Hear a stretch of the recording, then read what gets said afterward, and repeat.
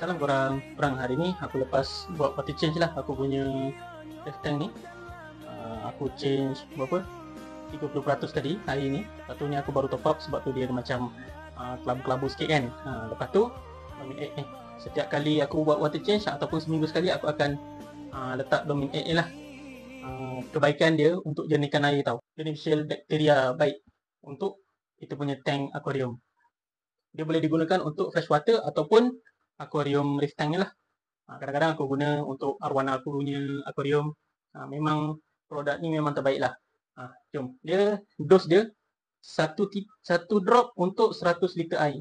Sebelum guna, kita goncang dulu.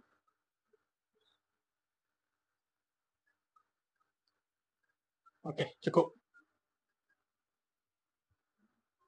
Selepas 5 jam aku buat water change. Aku letak domain air tadi tu.